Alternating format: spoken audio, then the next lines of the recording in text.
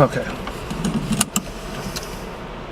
Hey, welcome to Seen It with Mel Hall, movie review vlog. I'm here with Jackie Gold, who's wearing gold. We saw a movie, and it is called... What was it called? Ruby Sparks. Ruby Sparks. It's from the guy that did the Juno movies. Almost called you Ruby. Jackie, what'd you think of the movie? I really, really liked it.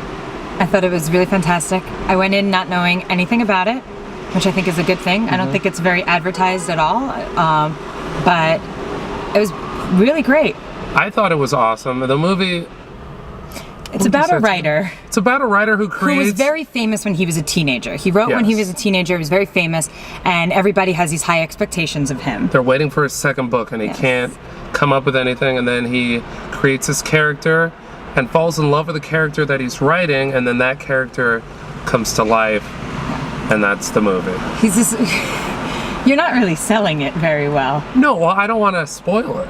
Oh, well, it's... That's the gist. It's more, I think, more of like he's a very lonely guy and he feels very alone and he can't find anyone to like love him or appreciate him. But it's very more of like, wah, wah, woe is me type of dude. Yeah, yeah. And then he meets... He's the ugly writer that has no friends and never gets laid. He's like Lilia, he's like sad emo writer boy. Meanwhile, his brother is like... He's like, super... dude, he's like Ari Gold. Yeah, pretty much. Like, Playboy, bang some girls. Yeah. The chick that starred as Ruby actually wrote the... She wrote the movie too. Her name is Zoe something. Her last name is, to be clear, her last name is not something. Yeah, don't quote me on the last name. I don't think it's actually something. It's very simplistic. Like, there's a lot going on that makes you think a lot, but it's not like Michael Bay blowing up things. It was very, like, it takes you on a journey. You kind of feel like you're reading, like, your friend's diary. It's kind of feeling. Dramedy, would you say? There were some funny moments, but only we found them funny. Romantic dramedy, ever the crowd was... It's a very romantic movie, but it makes you think. It's a thinker a little bit. And yeah, it plays with your emotions. First you feel sorry for this guy, then you feel happy for him, then you hate him. Like by the end of the movie, I hate him. I found him like he starts off kind of as the protagonist and you're like rooting for him, and then halfway through he keeps messing up a relationship with a woman that he has the ability to control. Yeah. And yet I was thinking that he didn't even deserve the woman that he wrote. It also kind of makes you question not like is everything real, but like just the little things. What is life? Are we really here? Are we part of somebody's book?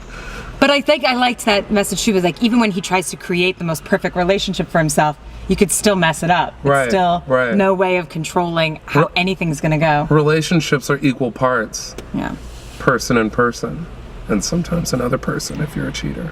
And I think that's a sign of a great movie, the fact that we're like very invested in the characters. Well, the fact that we're angry at a person that doesn't exist. They did a good job. I'm mad at someone who isn't real. I just want to shake him and be like, why are you such a doofus? Yeah, yeah. And the girl we liked because she was very real. I found her to be very attractive in a Sarah Plain and Tall kind of way.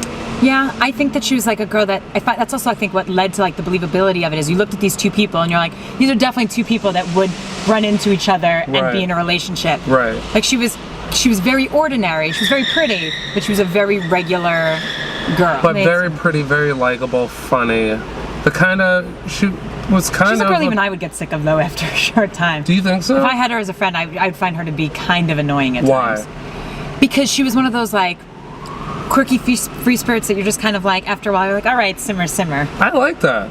I found her to be a little too much, but... Well, that's why... Or was eccentric just to be eccentric. She was very Urban Outfitters. She was. She didn't wear jeans, I don't trust a girl that doesn't wear a single pair of jeans an entire movie. All sundresses. All cute little sundresses. Yeah. That made me be like, I just want to wring your little tiny red-headed neck. I think that's a girl thing. I was like, I want to... I was gonna say, it's also a movie that's very open to interpretation as to how and what you think. Oh yeah, the ending. Ends. So I think that that's why it's such a good movie. We can discuss it. The ending was shit to me, but it wasn't horrible. It's one of those movies like you know when you see Usual Suspects, and only after you see the ending do you start to rethink everything else to see if it made sense during the movie. Yeah. That's kind of how I feel like I see the ending, and then I'm like, well, let me see if everything else I saw made sense. Yeah. But the movie was awesome. It was very good. I recommend. And great guest appearances that you don't think are going to be in the movie. So Jackie gives it her stamp of approval. I give it my stamp of approval. I would see this over pretty much everything that's playing right now in the theaters, except for Moonrise Kingdom. That movie was incredible. It's a movie I never would have went to see because I didn't know anything about it, and I wouldn't have schlepped myself to a movie theater to see it. I definitely think it's worth going to. With friends, with a relationship, anything. Good movie. Jackie, what's your Twitter? At I am Jackie Gold. Follow Jackie on Twitter. Follow me on Twitter at Mal Hall, and that is that. Right. Okay.